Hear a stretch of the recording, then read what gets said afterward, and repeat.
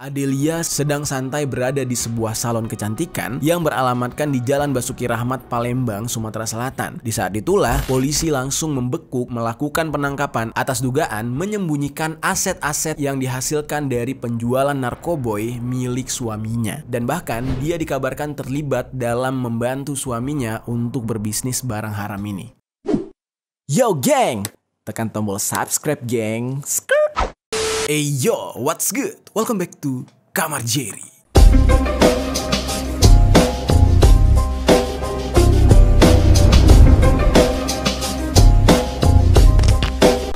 Geng, gimana jadinya jika kehidupan mewah yang sering ditampilkan di media sosial akhirnya berbuntut pahit atau menjadi sebuah bumerang? Memang terkadang banyak orang yang mencoba untuk menampilkan kemewahan di sosial media atau dengan sebutan lain tuh flexing gitu ya. Itu biasanya ada hal yang berbeda jauh dengan kehidupan nyata. Orang-orang yang melihat sebuah kemewahan di layar kaca belum tentu mengetahui kalau di balik itu semua ada ketimpangan yang terjadi. Nah, hal ini berkaitan dengan kasus yang bakal kita bahas, yaitu kasus seorang selebgram cantik. Dia cukup terkenal di daerahnya dia dan sering sekali memamerkan harta benda yang dia punya. Selebgram ini berasal dari Palembang, namanya Adelia Putri Salma. Nah, mungkin ada di sini teman-teman yang lagi nonton yang berasal dari Palembang juga. Kalian pernah tahu selebgram yang satu ini, bagaimana citranya dia di Palembang sebelum kasus ini terjadi? Kalian boleh tinggalkan komentar di bawah. Selebgram Adelia Putri Salma ini sering sekali flexing di sosial medianya, yang mana hal tersebut mengundang rasa curiga pihak kepolisian. Karena di saat itu kondisinya suami dari Adelia ini sedang berada di dalam penjara alias lapas, dan suaminya ini terciduk memiliki jaringan pengedaran narkoboy dari dalam lapas. Nah, pihak kepolisian merasa bingung, kok ketika si suaminya berada di dalam lapas, istrinya masih bisa bermewah-mewahan. Apakah cukup membiayai semua kemewahan hanya dengan endorse, hanya dengan produk-produk brand gitu ya dari seorang selebgram? Nah, hal inilah yang membuat akhirnya polisi menyelidiki semua harta kekayaan yang dipamerkan oleh Adelia. Dan di dalam kasus ini, Adelia ini diduga menyimpan aset-aset milik suaminya yang sedang di dalam lapas. Dan bisnis suaminya ini tetap berjalan dibantu oleh si selebgram meskipun suaminya itu berada di lapas nomor 1,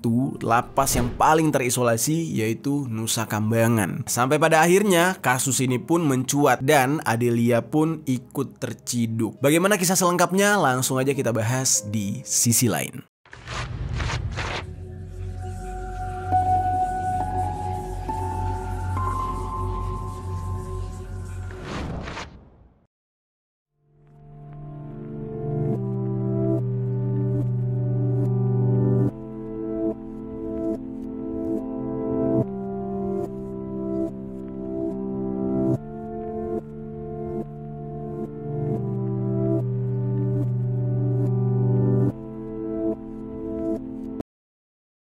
Sebelum kita bahas ke kasusnya, kita bahas dulu profil dari Adelia Putri Salma dan juga suaminya.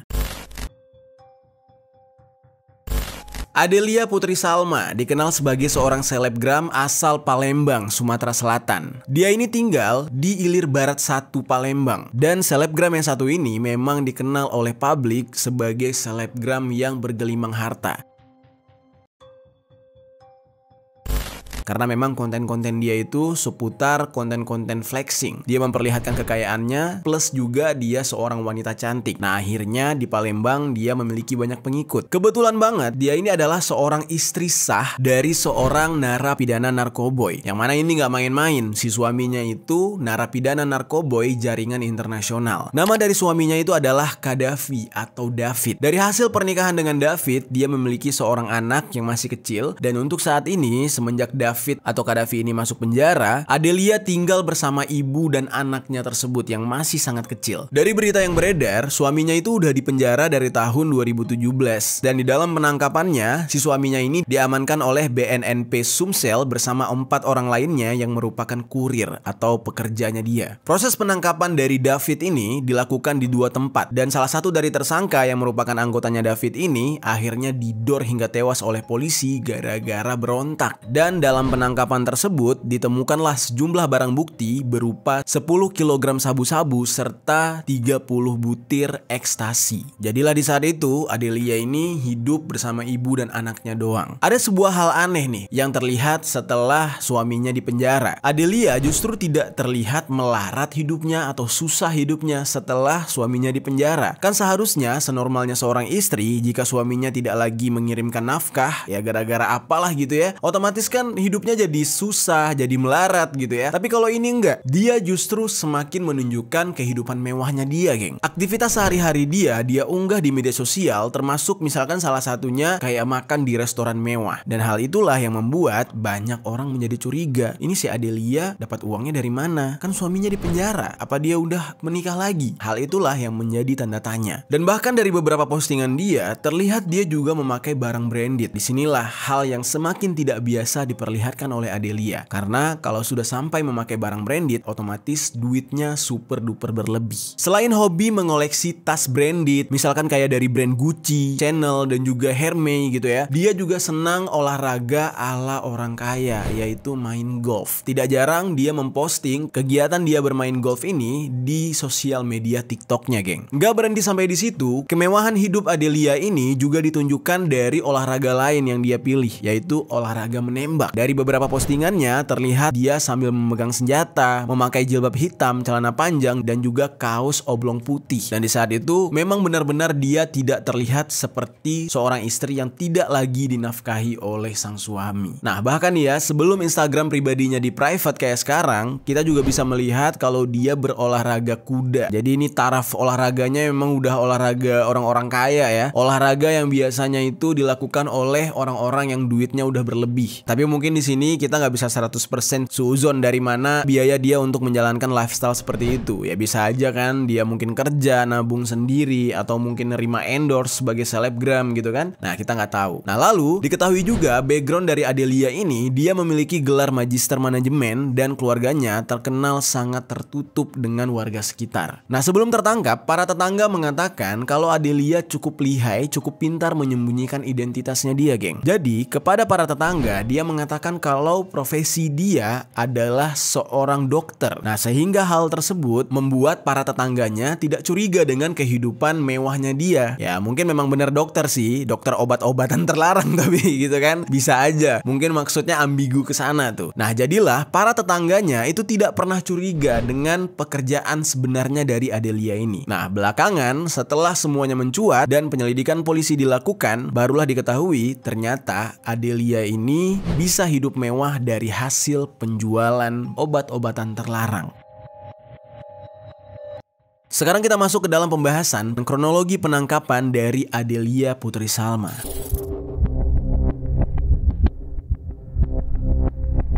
Kasus ini bermula ketika seseorang yang bernama Fajar Reskianto tertangkap pada bulan Maret tahun 2023 kemarin. Pada saat itu, Fajar ini menerima pesanan sebanyak 10 kg sabu-sabu dan dia pun tertangkap nih oleh pihak kepolisian. Ketika pihak kepolisian menginterogasi Fajar ini, dia malah menyebutkan kalau salah satu orang yang berhubungan atau kontak sama dia adalah David. Nah, David ini adalah suami dari Adelia alias si Kadafi tadi. Nah, David itu mendapatkan jatah sekitar 10 kg sabu dari total 35 kg sabu yang akan diedarkan. Lalu sontak pihak kepolisian jadi bingung. Hah, David, kata dia. David yang Kadafi, ya kan? Yang istrinya selebgram gitu. Bukannya dia sudah masuk penjara? Bukannya dia sudah di Nusa Kambangan gitu? Bagaimana bisa dia order atau membeli sabu-sabu? Atau ya dengan kata kasarnya, kok bisa ada orderan atas nama si David ini? Lalu Fajar itu menjelaskan langsung. Dia bilang sabu-sabu tersebut didapatkan oleh si David dari seseorang berinisial A yang berasal dari Riau katanya. Lalu dari keterangan Fajar ini, pihak kepolisian pun langsung melakukan penyelidikan lain, mencari tahu apa yang sebenarnya terjadi. Kok orang sudah masuk penjara masih bisa berbisnis di luar penjara? Siapa yang melakukan? Apakah ini hanya jual nama doang? Apa mungkin si Fajar ini panik lalu nyebut-nyebut nama David gitu?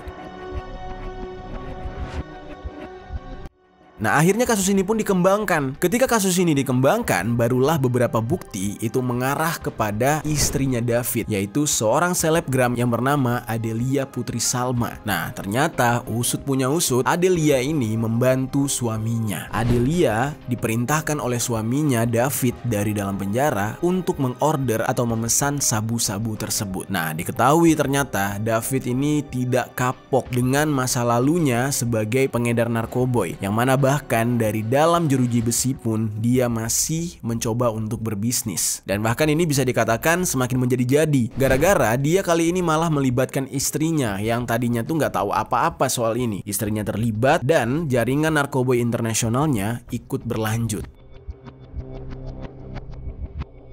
Nah, dari pengembangan kasus, tepat pada hari Sabtu tanggal 25 Agustus tahun 2023, pada malam harinya, polisi melakukan penggeledahan rumah. Nah, polisi langsung menuju ke rumah selebgram Adelia di Kecamatan Ilir Barat 1 Palembang. Dari hasil penggeledahan rumah ini, memang barang bukti obat-obatan terlarang tidak ditemukan. Tetapi, ada beberapa berkas-berkas dokumen yang ketika dicek ternyata berkaitan, geng. Berkaitan dengan kasus ini. Nah, berkas-berkas tersebut langsung diamankan oleh pihak kepolisian sebagai barang bukti. Di hari itu, Adelia ini masih tenang-tenang aja, geng. Dia belum tahu nih kalau dia bakal diciduk juga. Keesokan harinya, tepat pada tanggal 26 Agustus tahun 2023, Adelia sedang santai berada di sebuah salon kecantikan yang beralamatkan di Jalan Basuki Rahmat, Palembang, Sumatera Selatan. Di saat itulah, polisi langsung membekuk melakukan penangkapan atas dugaan menyembunyikan aset-aset yang dihasilkan dari penjualan narkoboy milik suaminya. Dan bahkan dia dikabarkan terlibat dalam membantu suaminya untuk berbisnis barang haram ini. Adelia ditangkap oleh Direktorat Reserse Narkoba Polda Lampung. Dalam penangkapan itu, nggak cuma Adelia nih yang diangkut, bahkan pihak Polda Lampung juga mengamankan sejumlah aset milik Adelia berupa 6 unit mobil mewah, diantaranya ada sebuah mobil sedan Jaguar putih, terus ada BMW Silver Metallic, lalu ada Alphard putih, Pajero coklat metalik, dan juga sebuah Mercedes-Benz serta Innova berwarna putih. Nggak cuma itu, pihak kepolisian juga mengamankan sebuah aset berbentuk properti, ada sebuah minimarket dan juga sebuah rumah. Dan semua aset-aset itu diduga dibeli menggunakan uang dari hasil penjualan narkoboy. Nah, pada hari Kamis tanggal 31 Agustus tahun 2023, di malam harinya sekitar pukul 8 malam, semua warga di sekitar rumah dia tinggal itu merasa kaget. Ternyata rumah tersebut sudah dipasang garis polisi atau police line, yang mana ini membuat warga-warga jadi bingung. Ini kok bisa rumah selebgram terkenal kaya raya tapi ada police line? Ada kasus apa gitu kan? Setelah dicari tahu oleh warga, ternyata penyegelan tersebut dilakukan oleh belasan aparat kepolisian dari Satuan Res Narkoba Polda Lampung yang di-backup oleh Polda Sumsel, yang mana saat itu memang para polisi datang menggunakan pakaian preman, tidak lengkap dengan pakaian pihak kepolisian. Dan penyegelannya itu sudah dilakukan dari sore hari, pukul setengah 6 sore. Disaksikan oleh seorang ketua RT yang bernama Syafriza. Lalu disaksikan juga oleh orang tua kandung Adelia Putri, yang mana di saat itu mereka terlihat sangat sedih dan menangis karena aset-aset dari anaknya itu disita semua.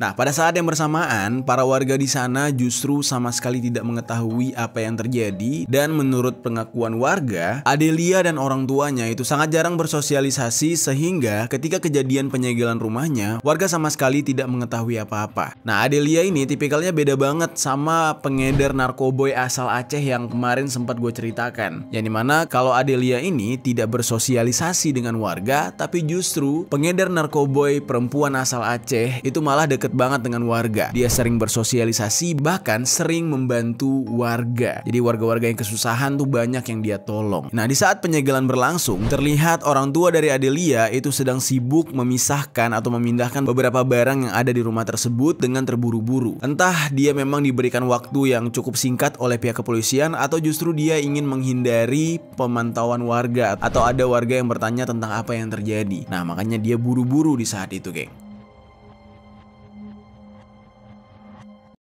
Lalu singkat cerita, tibalah hukuman dijatuhkan kepada Adelia yang sudah tertangkap. Di saat itu, Adelia ini dijatuhi hukuman oleh Direktur Res Narkoba Polda Lampung, yaitu Kombes Pol Erlin Tangjaya, dengan pasal 137 jungto pasal 136 Undang-Undang Nomor 35 Tahun 2009 jungto pasal 55 tentang narkotika, dan dikenakan hukuman paling cepat 5 tahun kurungan dan paling lama 15 tahun kurungan. Dan sampai saat sekarang ini, pihak kepolisian belum memberikan keterangan bagaimana cara Adelia dan juga David ini melakukan tindakan ilegal mereka, alias berbisnis dari dalam lapas. Nah, mungkin pihak kepolisian tidak mau mempublish atau membeberkan alur ceritanya, ya supaya tidak ada yang ikut meniru kali ya. Karena cara kerja mereka ini benar-benar menyeramkan banget gitu ya. Bisa-bisa ada yang meniru dan tindakan kriminal semakin merajalela. Oke, sebenarnya kasus serupa tidak hanya 1-2 kali terjadi di Indonesia. Kalau Adelia ini kan kelasnya masih selebgram. Nah, di Indonesia sebenarnya ada beberapa nama artis yang sempat terjerat ke dalam kasus narkoboy ini. Nah, mereka bukan hanya sekedar pemakai, tapi mereka juga seorang bandar besar. Nah, kita bahas nih selanjutnya tentang selebriti-selebriti atau artis-artis ternama Indonesia yang menjadi bandar narkoboy. Nah, yang pertama kita bahas adalah Pretty Asmara. Oke, mungkin kalian udah familiar ya dengan Pretty Asmara. Nah, artis yang satu ini sebenarnya sudah meninggal dunia pada tanggal 4 November tahun 2018 silam. Al-Fatihah untuk Pretty Asmara, kita panjatkan doa terbaik, semoga semua dosa-dosanya di dunia diampuni. Amin ya rabbal alamin. Jadi Pretty Asmara ini adalah seorang pesinetron terkenal pada masanya. Dikenal dengan pesinetron berbadan besar, dia ini selalu membawa vibe yang cukup ceria. Di setiap sinetron-sinetronnya tuh dia bertingkah lucu, bertingkah heboh gitu ya. Dan di masa itu namanya cukup besar. Kalau kita nyebut nama Pretty Asmara udah pasti ya orang-orang zaman dulu pada tahu gitu. Nah, seiring berjalannya waktu, ternyata karir dari Pretty Asmara ini mulai merosot dikarenakan mulai muncul artis-artis muda yang baru, yang mana regenerasinya mulai berganti. Pretty Asmara sempat hilang beberapa saat dari layar kaca Indonesia. Dia sudah cukup jarang syuting, sudah jarang main sinetron, tetapi tetap bergaul dengan para artis. Dan terakhir kali dari beberapa sumber dikatakan kalau dia sempat menjadi female DJ dan bahkan berinvestasi pada sebuah klub malam yang ada di Kemang. Setelah lama tidak terlihat di layar kaca, tetapi kehidupan dari Pretty Asmara masih terbilang hedon atau mewah. Nah, hal ini bisa terlihat dari beberapa foto yang sempat diposting oleh Pretty Asmara di akun sosial medianya. Dia masih sering hadir di beberapa pesta, acara yang mana ini melibatkan artis-artis ternama serta orang-orang kaya. Di saat itu banyak orang yang bingung, kok bisa ya seorang artis yang sudah tidak lagi eksis di dunia TV gitu ya, udah jarang syuting, tetapi masih bisa hidup hedon. Nah, penampilan Pretty Asmara ini memang cukup nyentrik dan juga mewah. Nah, ternyata usut punya usut, setelah dia jarang terlihat di layar kaca, ternyata dia menjalani beberapa bisnis dan salah satu bisnisnya adalah narkoboy. Pretty Asmara disebut sebagai seorang pemasok narkoboy ke rekan-rekannya yang juga sesama artis. Naas bagi Pretty Asmara, pada bulan Juli tahun 2017, Pretty ditangkap oleh pihak kepolisian di sebuah lobi hotel yang terletak di daerah Kemayoran, Jakarta Pusat. Di saat ditangkap itu, diduga Pretty Asmara ini sedang melakukan transaksi dengan salah satu rekannya yang berinisial HMD. Pada saat penggerebekan tersebut, polisi juga mendapati 7 orang perempuan yang berprofesi sebagai artis tengah berpesta narkoboy. Di saat diciduk, ketujuh artis ini benar-benar panik banget, geng. Mereka berusaha untuk menyembunyikan semua barang bukti. Ketujuh artis ini berinisial SS, EY, ES, MA, AH, GL, dan juga DW. Dari hasil penangkapan, barang bukti yang ditemukan adalah sebuah amplop coklat berisi 1 bungkus plastik klip narkoboy jenis sabu seberat 1,12 gram dan juga 23 butir ekstasi. Sebenarnya penangkapan terhadap Pretty ini itu gara-gara polisi sudah menargetkan seseorang yang berinisial HMD tadi. Nah, pas banget ketika HMD ini menjadi target polisi dan akan digerebek, ternyata HMD sedang bertransaksi dengan Pretty. Di saat penangkapan, Pretty sempat memberontak. Pretty mengatakan kalau dia dijebak dan dia tidak terima pihak kepolisian menangkap dia dalam kasus tersebut. Tes urin saya negatif, saya tidak menggunakan mabuk. Dan saya tidak Dan ketika dilakukan tes urin, memang Pretty ini tidak sama sekali dalam kondisi atau dalam pengaruh narkoboy. Dia tidak mengkonsumsi hal itu. Nah, memang dia ini mengkondisikan HMD untuk bisa menyediakan barang-barang haram tersebut. Dan polisi di saat itu tidak langsung percaya nih dengan klaimnya Pretty. Polisi langsung mengembangkan kasus ini dan melakukan penyelidikan. Pretty sempat diamankan karena dianggap di saat itu terlibat di dalam kejadian tersebut. Jadi awalnya dia ditangkap sebagai saksi. Tapi setelah penyelidikan, polisi sangat kaget menemukan fakta bahwa sudah 2 tahun Pretty ini menjadi seorang pengedar narkoboy untuk kalangan artis.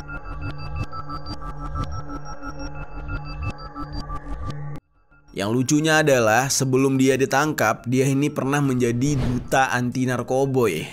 Malah dia tertangkap gara-gara narkoboy gitu ya. Memang aneh-aneh aja di negara kita. Pretty ini pernah mengkampanyekan stop narkoboy dan juga sempat foto bersama kepala BNN Komjen Budi Waseso, yang kemudian dia sempat posting di akun sosial medianya yaitu Instagram. Tapi di sini benar-benar konyol. Dia duta anti narkoboy malah tersandung kasus narkoboy, dan kasusnya nggak main-main. Dia dianggap sebagai seorang pengedar besar. Lalu akhirnya pada tanggal 8 Maret tahun 2018 Pretty dijatuhi hukuman 6 tahun penjara. Hukuman Pretty lalu diperberat lagi menjadi 8 tahun penjara oleh Pengadilan Tinggi Jakarta tidak lama setelah itu. Dan selain itu Pretty juga didenda sebesar 1 miliar rupiah. Informasi tersebut dapat dilihat dari situs resmi Mahkamah Agung yang disahkan pada tanggal 15 Mei tahun 2018. Namun sedihnya adalah belum selesai menjalankan hukuman, Pretty diketahui meninggal dunia. Dia menghembuskan nafas terakhir di Rumah Sakit Pengayoman Cipinang, Jakarta Timur, tepat pada tanggal 4 November tahun 2018.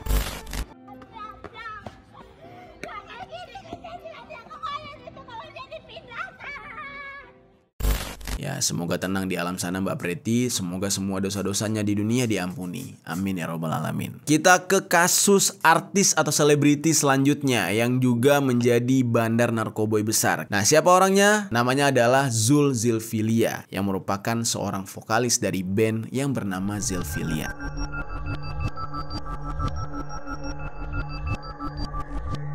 Gue yakin banget kalian pasti tahu dengan vokalis satu ini. Lagunya kan cukup terkenal ya, yang na na na na na na na na na na na na na na. Menunggu sesuatu yang sangat menyenangkan bagiku. Ya kan? Pastilah kalian tahu lagu itu. Sudah lama tidak terlihat di layar kaca dan sudah lama tidak terlihat manggung gitu ya. Nama Zul ini yang sebelumnya terkenal lewat lagu yang berjudul IC Teru dengan bandnya dia yang bernama Zilfilia, yang terdiri dari personil bernama Obot, Bayu, dan juga Sarah. 2009 silam lagu IC Teru milik mereka itu sangat-sangat pecah dan terkenal. Lalu ternyata naas bagi si vokalis yang bernama Zul Zilfilia, dia terjerat kasus peredaran narkoboy. Zul ini ditangkap pada tanggal 1 Maret tahun 2019 silam. Di saat ditangkap, dia ini sedang menimbang serta membungkus sejumlah sabu-sabu seberat 9,54 kg dan juga 24.000 butir ekstasi dalam sejumlah plastik klip. Banyak yang awalnya berpikir kalau Zul Zilfilia ini melakukan hal tersebut karena sudah sepi job gara-gara pandemi. Tetapi perlu kalian ketahui, geng, pekerjaan haram ini sudah dia lakukan sejak sekitar tahun 2017 lalu. Nah, jadi di saat itu ya belum pandemi. Lalu apa yang membuat Zul ini terdorong untuk melakukan hal tersebut, menjadi seorang pengedar narkoboy? Kabarnya sih katanya alasan ekonomi. Dia ingin mensejahterakan keluarganya. Tapi ya alasan itu cukup konyol ya, karena kan dia seorang vokalis terkenal yang mana dari hasil manggung aja udah cukup sebenarnya. Tetapi usut punya usut, di balik semua itu ada unsur hutang budi. Tapi tidak jelas ya hutang budi seperti apa yang harus dibayar oleh Zul Zilfilia sampai-sampai dia harus terjerumus ke dalam dunia narkoboy. Tapi pada saat penangkapan, Zul dan juga rekan-rekannya ditangkap di sebuah apartemen, yaitu apartemen Gading Riverview City Home, daerah Kelapa Gading Barat, Jakarta Utara. Pada awalnya dia divonis 18 tahun penjara dengan denda 1 miliar rupiah. Jumlah dari barang bukti yang dia miliki itu sangat-sangat banyak jumlahnya, yang mana itu sangat dilarang dan sangat-sangat ilegal di negara kita. Ya, kita doakan ya, semoga dia nggak hukuman metong lah. Semoga dia bisa menjalankan hukuman penjara aja, lalu keluar dari penjara bertobat, tidak lagi masuk ke dunia hitam. Karena kenapa? Zulkifli ini suaranya bagus, geng, lagunya juga bagus gitu ya. Salah satu anak bangsa yang berbakat. Sayang banget gitu kalau harus terjerumus ke dalam kasus-kasus kayak gini, apalagi ya berakhir dengan dihukum metong gitu kan.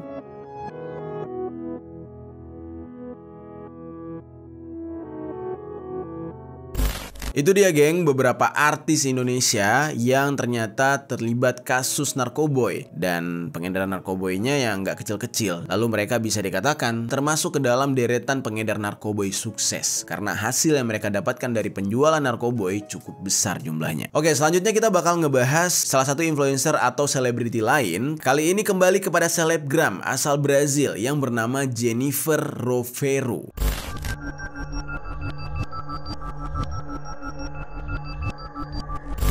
Selebgram asal Brazil yang bernama Jennifer Rovero. Kehidupannya sederhana, influencer cantik ini berubah saat dia bertemu dengan gembong narkoba di sebuah klub malam. Gaya hidupnya benar-benar berubah ketika dia bertemu dengan seseorang yang bernama De Oliveira. Dan semenjak dia dekat dengan De Oliveira ini, dia mendapatkan sebuah julukan sebagai ibu negara penyelundup narkoboy. Dia masuk ke dalam dunia narkoboy sekaligus juga menjalankan kehidupannya sebagai seorang selebgram. Semua penghasilan yang dia dapatkan dari bisnis narkoboy dia habiskan untuk foya-foya. Uang dari hasil narkoboy itu biasanya dia habiskan untuk makan-makan di restoran mahal, klub malam, barang-barang mahal, dan rata-rata semua benda-benda yang dia beli dari hasil narkoboy ini dia pamerkan di Instagramnya. Sampai pada akhirnya keberadaan dia ini menjadi kecurigaan pihak kepolisian. Kok bisa seorang selebgram kayak gini bisa mendapatkan kekayaan yang begitu over? Dari mana uangnya? Nah, setelah diselidiki nih ya aliran dana yang didapat oleh Jennifer ini, pihak kepolisian langsung menemukan titik terang tentang keterlibatan dia dengan pengedar narkoboy. Sampai pada akhirnya dia menjadi buronan pihak kepolisian karena diduga sebagai salah satu anggota kelompok pengedar narkoboy. Dan gak main-main ya, kelompok geng yang dimasuki oleh Jennifer itu juga memproduksi atau membuat narkoboy. Mereka juga melakukan aksi eksekusi untuk para pesaing mereka dan juga mengeksekusi pihak militer serta kepolisian agar bisa menguasai wilayah. Bahkan gak tanggung-tanggung kabarnya Jennifer sampai diangkat menjadi salah satu ketua di geng tersebut. Dan geng yang dipimpin oleh Jennifer ini melakukan beberapa aksi eksekusi di kota Paraná dan juga Matinhos, Brazil. Kabarnya Jennifer ini sangat sulit untuk ditangkap. Jadi pihak kepolisian sudah sangat berusaha untuk mencari keberadaan Jennifer, tapi dia selalu dilindungi oleh gengnya. Dan karir dia sebagai selebgram ya sudah berhenti. Dia hanya memposting beberapa foto dia bersenang-senang doang. Tidak lagi menerima kayak endorse, kayak ada brand yang masuk gitu karena dia seorang selebgram, udah enggak. Uangnya udah terlalu banyak dari bisnis narkoboy, apalagi dia adalah seorang pemimpin atau bos. Nah itu dia geng, barisan para selebriti atau artis yang menjadi pengedar narkoboy. Sebenarnya masih banyak lagi ya kasus-kasus kayak gini, tapi belum terungkap. Karena pada tahun 2017 aja gitu ya, Kepala Badan Narkotika Nasional BNN Indonesia yang bernama Komjen Pol Budi Waseso mengeluarkan pernyataan yang sangat mengejutkan. Pak Budi ini mengaku tengah mengincar artis terkenal asal Indonesia yang diduga menjadi bandar narkoboy tingkat internasional. BNN di saat itu telah mengantongi nama-nama artis yang terlibat dalam penyalahgunaan narkoboy. Nah, yang menjadi masalahnya adalah sebagian besar dari mereka itu justru menjadi pengedar kelas internasional. Dan nama-nama tersebut sudah masuk ke dalam list, hanya tinggal tunggu waktu untuk diciduk aja atau ditangkap basah. Oke geng, gimana menurut kalian geng? Para selebgram ini, apakah kalian masih percaya dengan kehidupan mewah selebgram? Atau mungkin dari selebgram-selebgram yang kalian lihat, ya harta bendanya tidak masuk akal, padahal backgroundnya bukan orang kaya, atau mungkin orang tuanya bukan yang ngasih dia fasilitas mewah gitu ya. Coba tinggalkan komentar di bawah.